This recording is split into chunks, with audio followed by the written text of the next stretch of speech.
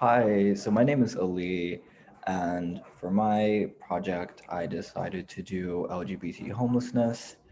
This is a topic that I describe as very close to me because I am identify as LGBT, as a person of color, and so having stable housing and financial stability has been important to my well-being as a queer person, as well as my coming out process.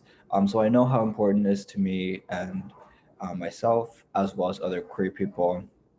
One topic that's very important, that's also related, is chosen family. So very commonly, a lot of LGBT people are kicked out of their homes. So it's important for them to have emotional support through other people. Um, which is commonly referred to as a chosen family. So that's why homelessness and LGBT homelessness specifically is important to me because homes are very important, not only for having a roof over your head, but also emotional support and your chosen family. Um, so yeah, this is the website. This is the main page. And then this homepage is a project mission.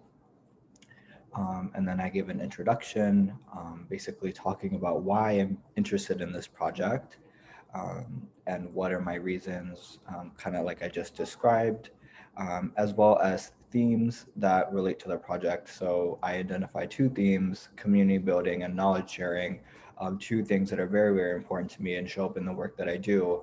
I worked as an RA for 2 years and helped community build for Muslim residents by hosting pre-dawn meals with them.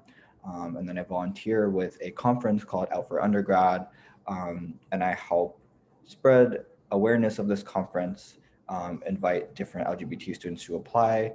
And this conference is really a space for community building and inspiring other people. And I presented at this conference, um, and that's a little bit about that. And then I have some other experiences here, and these both relate to LGBT homeless people. Community building is important for them because they need a network of emotional support and people they can reach out to for help. And knowledge sharing is important. So they're aware of resources that can help them. So yeah, those are two themes that show up. And then I identify personal development goals, including time management and persuasive speaking, and how I plan to achieve those. And that's a little bit about that home project mission page. We're going to go to the models and plans page. The first thing on this page is an action plan.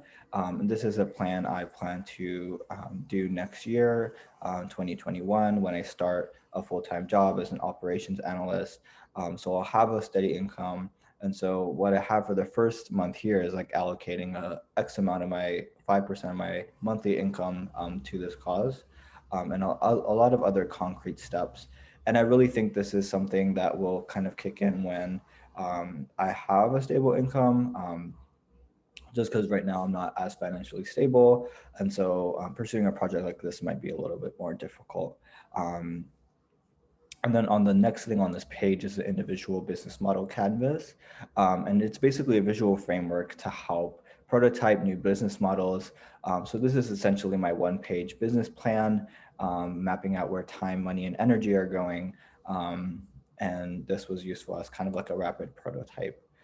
Um, so that's it for this page. The last page is an appendix of different resources that helped me throughout this project, and that can be referred to. The first is this topic research memo, which gives key information on LGBT homelessness, and basically a bunch of information that's compiled from my research on the topic. Um, and so you can kind of see this here and all the sources. And then the next thing we have on here is empathy interviews. I did 3 empathy interviews with people related to my subject matter. The first being one of my friends, Emma. She's a friend that I met at the Alpha Undergrad conference, and she's a Malaysian trans immigrant woman. However, she wasn't comfortable with being recorded, so I just kind of put some notes from the interview that I have here. And then I have my 2 other interviews attached here, one of them being my professor for an LGBT course I've taken, and then Q, who's a clinical social work intern at Smile. And this is my good time journal, the next thing on this page. It's essentially a reflective activity to see what parts of my life give me engagement and energy. And so you can kind of view the pages here, and then you can see my reflections from each week, as well as a final reflection. And lastly, we have a theory of change roadmap. And this is basically looking at the steps to achieve my goal of combating LGBT homelessness and basically mapping that out and how do I think that's going to happen. And so you can look at that here more in depth. Yeah, and that's a little bit about my website and kind of like my plan to do this. And I will say that I want to, for my project, I want to do something in the College Park area. And this would be potentially looking at subsidized housing options to be able to provide a cheaper housing option for LGBT low income students at UMD. And this could look like reaching out to College Park, and I have right here reaching out to College Park homeowners to see if there's potential rooms for rent that might be cheaper than something else, and if they're willing to subsidize it for these people that are of a lower income.